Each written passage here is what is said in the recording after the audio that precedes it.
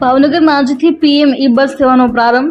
નાયબ મુખ્યમંત્રીએ કહ્યું, આ બસને સરકારની નહીં પોતાની સમજીને સાચવજો.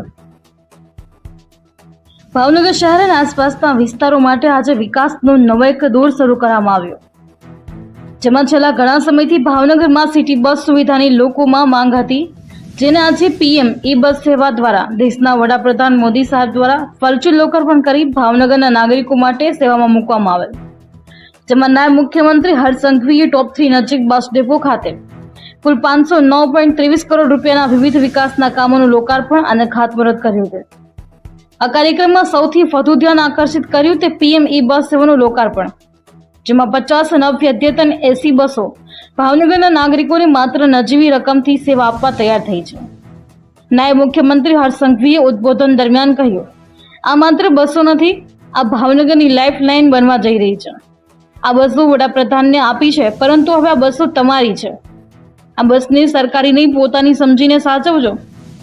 પાનની પિચકારી નવી નોકર બસો પર ન મારતા તેમણે ભાવનગરના નાગરિકોને વિનંતી કરી કે આ બસોનું યોગ્ય રીતે જાળવણી કરવામાં આવે, જેથી ભવિષ્યમાં વધુ પ્રોજેક્ટો આપણને મળી શકે.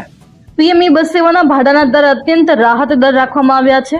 આ સેવાથી દરરોજ અંદાજે 3000 થી વધુ મુસાફરો, ખાસ કરીને વિદ્યાર્થીઓ, નોકરિયાતો અને ખેત મજૂરો, નાના વેપારીઓ લાભાન્વિત થશે. આ સેવા થકી 17 થી વધુ ગામડાઓને જોડશે. આ નવી ઇલેક્ટ્રિક બસો મુસાફરો માટે આરામદાયક અને સુરક્ષિત મુસાફરીનો અનુભવ કરાવશે. સંપૂર્ણ એસી અને હાઈટેક તમામ બસો સંપૂર્ણપણે એર કન્ડિશન છે. બસમાં કેપેસિટી 25 મુસાફરોની છે. બસમાં બેસવાની ક્ષમતા. સુરક્ષા માટે બસમાં 4 સીસીટીવી કેમેરા લગાવવામાં આવ્યા છે અને દિવ્યાંગો માટે ટ્રાયસિકલ સાથે ચલાવવા માટેની ખાસ વ્યવસ્થા, ઓટોમેટિક દરવાજા અને મુસાફરો માટે સ્પેશિયલ હેન્ડલેસ. આ બસ મહત્તમ 75 કિલોમીટર કલાકની ઝડપે દોડી શકશે. આ સાથે ભાવનગરમાં જે બસ ડેપો બનાવવામાં આવ્યો છે તે 24 કરોડના ખર્ચે ગુજરાતમાં સૌથી પહેલો બસ ડેપો છે. ગૌરવ છે કે મેયરના નેતૃત્વમાં આ પહેલો ડેપો અને બસ ડિલિવરી મેળવવાની તક મળી છે. સાથે સાથે 14 કરોડના ખર્ચ ઓપરેશન અને મેન્ટેનન્સ માટે ડ્રાઈવર, કંડક્ટરો માટે પણ મંજૂરી આપી દેવામાં આવી છે. હાલ ભાવનગરના 8 રૂટ ઉપર અલગ અલગ જગ્યાએ પ્રાથમિક ધોરણે રૂટો નક્કી કર્યા છે.